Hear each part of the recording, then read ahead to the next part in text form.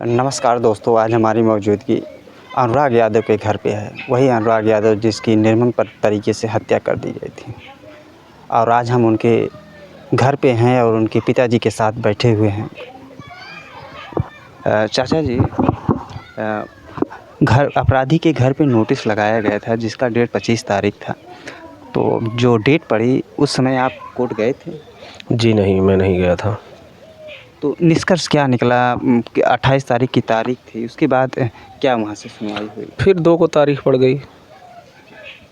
जहाँ तक ये तारीख का सवाल है साहब, बता दें कि 25 तारीख को डेट दिया गया था कि उनके घर पे कार्रवाई की जाएगी। जो अपराधी हैं लालता प्रसाद ही नाम है ना, लालता प्रसाद के घर पे कार्रवाई की जाएगी।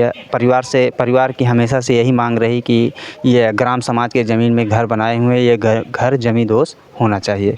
चाचा जी, क्या क्या परेशानी का सामना आपको इस समय करना पड़ रहा है? भैया, अब इससे बड़ी परेशानी क्या हो सकती है? अब सारी परेशानियाँ उस परेशानी के सामने फीकी पड़ गई हैं, बौनी हो गई हैं। इससे बड़ी परेशानी क्या है बाप के लिए हो सकती है? अपने बेटे की लाश जला के बैठा हूँ और कैसे बताऊँ कि और क्या परेशानी का सामना? इतनी बड़ी परेशानी तो देख लिया हमने।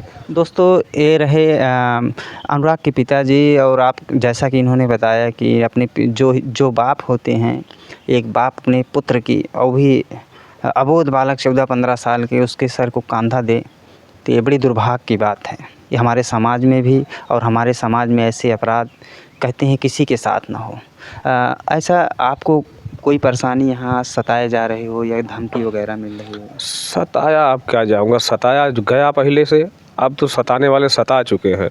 और धमकी कौन क्या कर रहा है क्या नहीं कर रहा है, लेकिन मुझे डर तो इस बात का बना ही है कि मुश्किल है अभी ऐसा लग रहा है कि ये मुश्किलें और बढ़ सकती हैं। जी बिल्कुल बढ़ सकती हैं, और इससे बड़ी मुश्किल क्या आएगी बस। लेकिन प्रॉब्लम है ऐसा, क्योंकि मुझे डायरेक्टली तो कोई कुछ कह नहीं रहा है। डायरेक्टली सूचनाएं मिल रही हैं कि कहीं ना कहीं कुछ गड़बड़ है, कुछ भी हो सकता है। तो सबकी बातों पे यकीन भी नहीं कर सकता, मैं अपनी बातें प्रूव भी नहीं कर सकता कि नहीं जो है तो सही ही है या उसमें गलत भी है। तो मैं कैसे बोल सकता हूँ? जहाँ तक आप ये कहना चाह रहे हैं कि अगर हम क्या पुलिस प्रशासन को इस सूचनाओं से अवगत कराए आप? नहीं, हमने एप्लीकेशन डाल रखा है पहले से कि मुझे कुछ होता है, मुझे खतरा है, मुझे शक है कि खतरा हो सकता है, तो हमने एप्लीकेशन डाल रखा है। लेकिन ऐसे फिर से शिकायत करने में पुलिस के पास नहीं गया। अच्छा, कहते आप अभी कुछ समय पहले बताए कि हमारे घर पे रेकी भी की जा रही है, ये कहाँ तक सत्य है? जी है, सत्य है। अब कोई माने या न माने, लेकिन वो सत्य है। मैं अपनी आंखों से देखा हूँ और मैंने बात किया है उनसे। वो हमको अपने साथ में लिवा जाना चाहते थे कि चलिए मेरी माताजी से मिल लीजिए। अब बताइए, मेरे घर पे डेथ हुई है तो जिसकी माताजी को मिलना है तो मेरे घर पे आएंगी ना। बिल्कुल, जिसको भाई हमारे पे खुद मुसीबतों का पहाड़ टूट पड़ा है, और हमारे यहाँ अब हमारे ऊपर मुसीबत का पहाड़ टूटा है, और हमें आप लिवा जा रहे हो किस बेस पे या क्या मानसिकता है? वो आप उसे आप पहचानते हैं जो आपको? जी जी जी, उनका रिश्तेदार है, लेकिन अब इस बेस पे तो शक होता है ना। क्लियरली तो कह नहीं सकता कि उनकी मंशा क्या थी, वो तो उनका दिल जाने, लेकिन मुझे शक होता है इन सब चीज़ों से।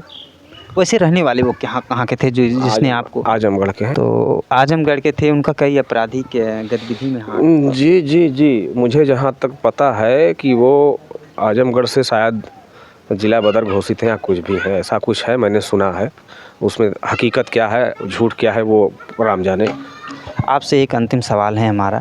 आप हमारे ज़िले के कप्तान साहब और हमारे ज़िले के माननीय डीएम साहब से आप मिले, उन्होंने क्या आश्वासन दिया? जी भैया, उन्होंने बहुत सहयोग दिया। मैं पहले भी कह चुका हूँ कि आप दोनों का मैं बहुत आभारी हूँ, जीवन भर नहीं भूलूँगा।